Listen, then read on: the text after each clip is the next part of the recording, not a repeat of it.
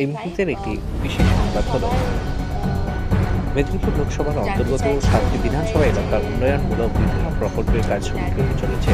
রবিবার সাংসদ June Malia Medinipur medical কলেজে হাসপাতালে চিকিৎসাধীন প্রসূতিদের দেখতে আসেন। সেখান থেকে ফিরে মেদিনীপুর সার্কিট হাউসে উন্নয়নমূলক প্রকল্পের কাজ শুরু করতে সংশ্লিষ্টদের নিয়ে বৈঠক করেন। তিনি জানান, মেদিনীপুর, মোহনপুর, দাঁতন, এগরা, শালবনী, খড়গপুর গ্রামীণ এলাকার মানুষের জন্য বিভিন্ন উন্নয়নমূলক প্রকল্পের কাজ শুরু হতে চলেছে। এর মধ্যে রয়েছে রাস্তা, মিনি মার্কেট, কমিউনিটি হল, স্কুলের প্রাচীর, প্রাথমিক ও উচ্চ বিদ্যালয়ের শ্রেণীকক্ষ নির্মাণ, বেলদা স্টেডিয়াম একাংশের কাজ। এই অর্থবর্ষের মধ্যেই কাজগুলি শেষ হবে। মোট 3 কোটি টাকার কাজ। সব কাজগুলি বিডিও অফিসের মাধ্যমে হবে। মেদিনীপুর শহর পথ কুকুরদের আশ্রয়স্থল গড়ে তোলার জন্য পুরসভাকে 25 লক্ষ টাকা দেওয়া হচ্ছে।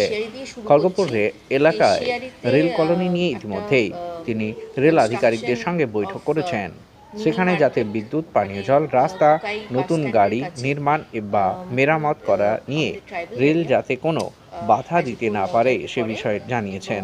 দাঁতন স্টেশনে জগন্নাথ এক্সপ্রেস ট্রেনের স্টপেজ, তাঁতিগেড়িয়ার আন্ডারপাস গড়ার জন্য তিনি উদ্যোগ গ্রহণ করেছেন।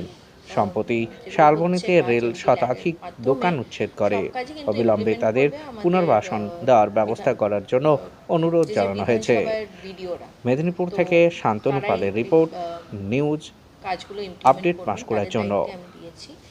তো প্রথমে কেশিয়ারিতে এটা হচ্ছে মোহনপুরে অনেক দিন ধরে ওখানকার ব্লক প্রেসিডেন্ট মানিকবাবু বলছিলেন যে রুরাল হাসপাতালের একটু সাহায্য করে দিতে। রুরাল হাসপাতালটা আরও ভালো করে করতে হবে, কিন্তু আপাতত যেটা খুব আর্জেন্ট হচ্ছে বাউন্ডারি ওয়াল। সুতরাং মোহনপুরে কনস্ট্রাকশন অফ বাউন্ডারি ওয়াল আর অল্প একটু রেনোভেশন শুরু করা হবে হাসপাতালে। আমাদের মেদিনীপুর মিউনিসিপ্যালিটির ক্ষেত্রে আমার মনে হয় যে কোনো মিউনিসিপ্যালিটিতেই এখন যেটা নতুন করে বলাও হয়েছে কোর্টের মাধ্যমে, যে মিউনিসিপ্যালিটিকে এই যে আমাদের রাস্তার যারা স্ট্রে অ্যানিমালস আছে তাদেরকে একটা শেল্টার করতে হবে এবং তারা বাধ্য করতে তাদেরকে লুক আফটার করার।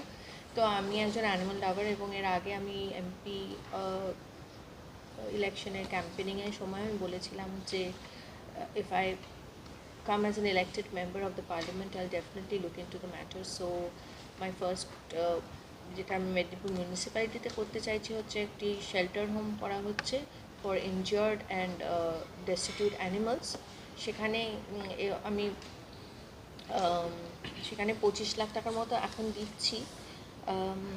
এবং আচ্ছা, এখানে অ্যামাউন্টগুলো মেনশন শেল্টার হোমের জন্য, বাকি আরও কিছু টাকা আমি পরবর্তীকালেও দেব, কারণ আমার মনে হয় যে মেদিনীপুরে এটা খুবই দরকার।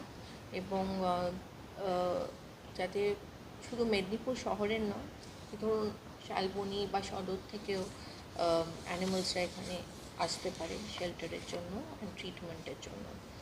এছাড়া মেদিনীপুরে আমাদের সদরে মেদিনীপুরে ওখানে কঙ্কাবতী হল, কমিউনিটি হল আছে, খুবই ইম্পর্ট্যান্ট একটি হল। ওখানে অনেক অনুষ্ঠান হয়, অনেক আমাদের মিনিস্টাররাও এসে ওখানে অনুষ্ঠান করে যান, কিন্তু ওটার একটা আপগ্রেডেশন দরকার। সেই আপগ্রেডেশনের জন্য অনেক দিন ধরে ওনারা বলছিলেন, গ্রামের মানুষরাও বলছিলেন, তো ওটার জন্য তহবিল থেকে দেয়া হচ্ছে। মেদিনীপুর সদরে construction of road from Kalinagar Sanjay বারদবই বাড়ি টুয়ার্ডস চাকদৌলত একটা পিচ রোড, সেটারও একটা ডিমান্ড ছিল, সেটাও দেখে দেওয়া হচ্ছে। এবং construction of road from Rashed আলীর বাড়ি থেকে ইয়াসিন মাল্লিকের হাউস, এটা মনে হয় আমাদের এটাও সদরেরই, মেদিনীপুর সদরেরই একটি রাস্তা, সেটাও দেখে দেওয়া হচ্ছে। কারণ মাননীয় মুখ্যমন্ত্রী বলেছিলেন যে ছোটো ছোটো রাস্তাগুলো যদি আমরা আমাদের এমপি ল্যাড থেকে করে দিতে পারি সেটা ভালো, ওনারও একটা ইনস্ট্রাকশন ছিল, তো সেই জন্য এগুলো করা হচ্ছে। খড়গপুর 1-এ আবারও হিজলি কলেজ থেকে প্রিন্সিপাল বলেছিলেন যে একটি ওনাদের যদি কমিউনিটি হলটাকে সুন্দর করে একটু কনস্ট্রাক্ট করে দেওয়া যায়